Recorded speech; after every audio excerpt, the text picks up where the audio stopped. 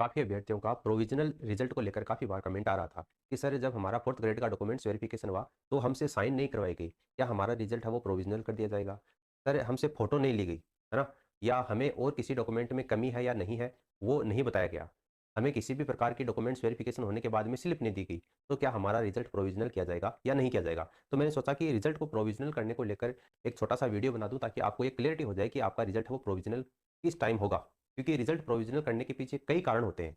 अगर उन कारणों में से आपका कोई कारण है, तो आपका रिजल्ट प्रोविजनल किया जा सकता है। राजस्थान में चाहे अधीनस्थ कर्मचारी चयन बोर्ड देख लो, चाहे राजस्थान लोक सेवा आयोग देख लो, दोनों की अपन बात करेंगे इस वीडियो में। तो देखिए कल मैंने आपको टेलीग्राम पर ये जो रिजल्ट प्रोवाइड करवाया था, यहाँ पर जो आरपीएससी फर्स्ट ग्रेड का कल रिजल्ट आया है हिंदी विषय का। वैसे हमारा जो टेलीग्राम चैनल है वो आप ज्वाइन कर लेना, कोई भी सूचना आती है तो आपको इसके ऊपर प्रोवाइड करवा दी जाती है। इसकी लिंक आपको नीचे कमेंट सेक्शन में दे रखी है। तो देखो ये जो रिजल्ट है इसके ऊपर जैसे ही आप ओके करेंगे तो आपके सामने इस तरीके की ये पीडीएफ खुलेगी। राजस्थान लोक सेवा आयोग Ajmer RPSC first grade Hindi विषय के अंतर्गत जो भी अभ्यर्थी चयनित हुए हैं मुख्य सूची यानी फाइनल सूची में नाम है ये। मुख्य सूची का मतलब जैसे आपकी फोर्थ ग्रेड की 2 गुना की लिस्ट आ गई है, आपका डॉक्यूमेंट्स वेरिफिकेशन चल रहा है। अब जो फाइनल लिस्ट आएगी 1 गुना की, वो मुख्य सूची की बात हो रही है। इसमें देखिए काफ़ी अभ्यर्थी ऐसे हैं इनका रिजल्ट है वो प्रोविजनल किया गया।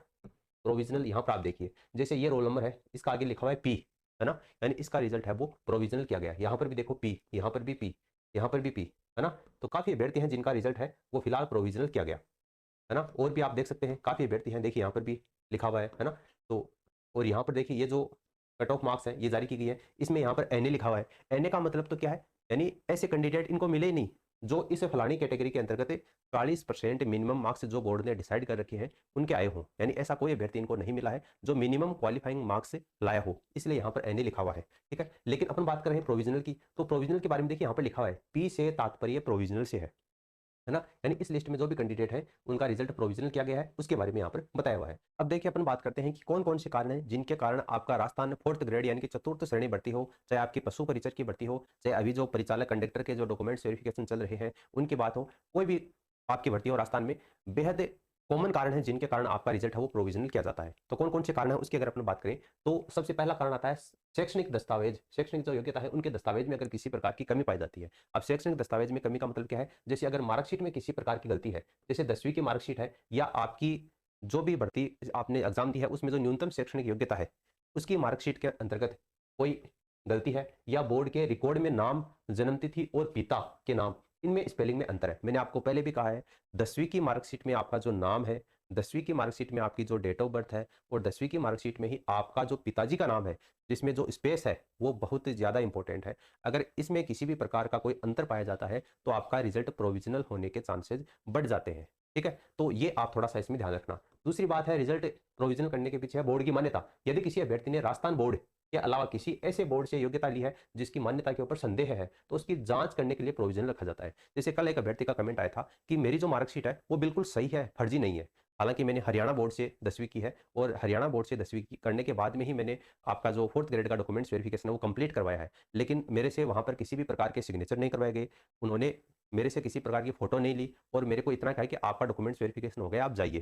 क्या मेरा रिजल्ट प्रोविजनल किया जाएगा? तो मैं आपको बता दूं सिग्नेचर ना होने की वजह से आपका रिजल्ट प्रोविजनल नहीं किया जाता है। आपका रिजल्ट प्रोविजनल कब किया जाएगा? जब आपकी जो आपने जिस बोर्ड से यहाँ पर 10वीं पास की है, जिस बोर्ड से आपने शैक्षणिक योग्यता की मान्यता प्राप्त की है, अगर बोर्ड को उस आपकी डिग्री के ऊपर संदेह है तो वो जांच करेगा, और अगर जांच में किसी प्रकार की त्रुटि पाई जाती है तब आपका रिजल्ट रोका जाता है। अगर वहां पर आपकी जो मार्कशीट है वो भले ही आपने अदर स्टेट से क्यों न की हो, अगर वो फर्जी नहीं है, सही है, तो आपको प्रोविजनल नहीं किया जाएगा। ठीक है, दूसरा कारण ये होता है कि आपका जो कास्ट सर्टिफिकेट होता है, जाति प्रमाण पत्र, उसमें अगर किसी प्रकार की त्रुटि है, जैसे अन्य पिछड़ा वर्ग में जो नॉन क्रिमिनल श्रेणी से आते हैं और ईडब्ल्यूएस कैटेगरी के अंतर्गत जो समय सीमा के अंतर्गत आपका जो सर्टिफिकेट बनता है उसका विशेष तौर से ख्याल रखना पड़ता है।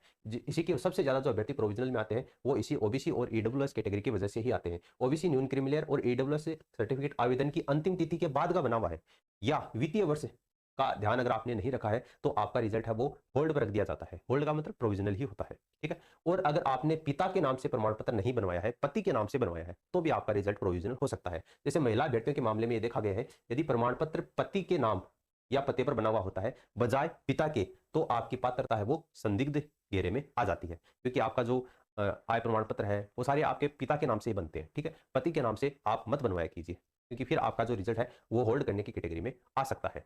ठीक है, तीसरा कारण ये है कि आपके डॉक्यूमेंट्स में अगर किसी प्रकार की कमी है और आपने शपथ पत्र बनवाकर नहीं दिया है तो आपका रिजल्ट प्रोविजनल हो सकता है। फॉर्म भरते समय अगर आपसे छोटी सी भी गलती हो गई है, चाहे आपके नाम में गलती हो गई है, आपके पिता के नाम में गलती हो गई है, आपकी माता के नाम में गलती हो गई है, तो आप जब डॉक्यूमेंट्स वेरिफिकेशन करवाने जाते हैं तो उस समय आपने उस गलती के संबंधित अगर शपथ पत्र पेश नहीं किया है तो आपका रिजल्ट प्रोविजनल किया जा सकता है। एक ये है कि अगर आपने संतानों की संख्या नहीं दी है, जैसे राजस्थान सरकार के नियमों के अनुसार 1 जून 2002 के बाद में 2 से अधिक संतान होने पर आपकी पात्रता रद्द हो सकती है और अगर इसके संबंध में आपने शपथ पत्र सही प्रारूप में नहीं भरा है तो भी आपका रिजल्ट है वो प्रोविजनल किया जा सकता है। फिर आता है आपकी जो अन्य कैटेगरी, स्पेशल कैटेगरी है, जैसे आप स्पोर्ट्स कोटे से संबंधित हैं, दिव्यांग कोटे से संबंधित हैं, भूतपूर्व यानी अक्स सर्विसमैन कोटे से संबंधित हैं, तो आपकी एनओसी इसमें देनी जरूरी होती है। पीडब्ल्यूडी कैंडिडेट है तो मेडिकल बोर्ड के द्वारा आपका रीमेडिकल होता है, जैसे कि अभी फिलहाल 4th ग्रेड के अभ्यर्थियों का चल रहा है रीमेडिकल। अगर आपने रीमेडिकल नहीं करवाओगे तो फाइनल मेरिट में आपका रिजल्ट है वो प्रोविजनल कर दिया जाएगा। इसके अलावा आपका स्पोर्ट्स कोटा है, ठीक है, तो आपकी खेल परिषद यानी स्पोर्ट्स काउंसिल से आपकी जांच प्रमाणित उस प्रमाण पत्र की जांच करवाई जाती है और जब तक वहां से ओके रिपोर्ट नहीं आती है तब तक आपका रिजल्ट है वो होल्ड करके रखा जाता है। पांचवा कारण ये होता है कि आपकी बायोमेट्रिक उपस्थिति होती है। चतुर्थ श्रेणी कर्मचारी में अक्सर ये देखा गया है कि परीक्षा केंद्र पर लिया गया अंगूठे का निशान डॉक्यूमेंट्स वेरिफिकेशन के समय आपकी जो बायोमेट्रिक होती है वहां पर मैच नहीं करता है। तो ऐसी स्थिति में संदिग्ध कैटेगरी में आप आ जाते हैं और संदिग्ध कैटेगरी में मानकर आपका जो रिजल्ट है वो प्रोविजनल या होल्ड कर दिया जाता है। देखो मैं आपको बता दूं, पहले तो प्रोविजनल को लेकर काफी अभ्यर्थियों के मन में यह शंका है कि हमारा रिजल्ट अगर प्रोविजनल कर दिया जाता है तो हमें बाहर कर दिया जाएगा। तो प्रोविजनल का जो मतलब है वो रिजेक्शन से नहीं है, प्रोविजनल का मतलब है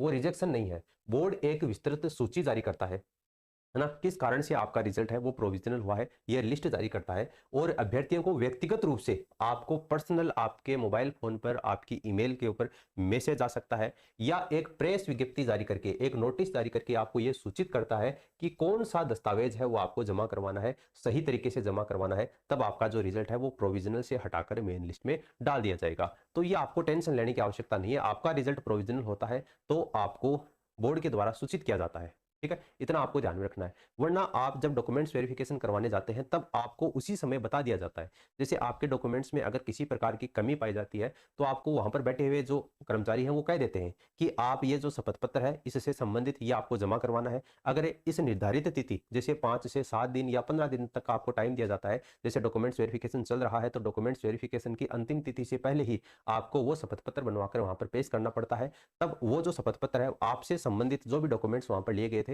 उसमें वो अटैच कर देते हैं। लेकिन अगर आप उनके कहे अनुसार वो शपथ पत्र या और भी कोई डॉक्यूमेंट्स वो बताते हैं वो ले जाकर नहीं देते हैं तब आपका रिजल्ट है वो प्रोविजनल कैटेगरी में डाला जा सकता है। तो ये छोटी छोटी बातें हैं जो आपको ध्यान में रखनी है। आपका रिजल्ट प्रोविजनल कब किया जा सकता है मेरे ख्याल से आपको समझ में आ गया होगा। अगर अभी भी आपका कोई डाउट है, कोई सुझाव है तो आप नीचे कमेंट सेक्शन में कमेंट करके पूछ सकते हैं और इस वीडियो को अपने भाई बंधुओं के साथ में आप शेयर जरूर करें ताकि अगर उनको भी किसी प्रकार का कोई डाउट है तो वो क्लियर हो सके। और आप हमारे टेलीग्राम चैनल को जरूर ज्वाइन कर लीजिए, उसकी लिंक आपको नीचे कमेंट सेक्शन में दे रखी है। कोई भी अपडेट आता है तो आपको यहाँ पर सूचित कर दिया जाता है। मिलते हैं नेक्स्ट वीडियो में, धन्यवाद।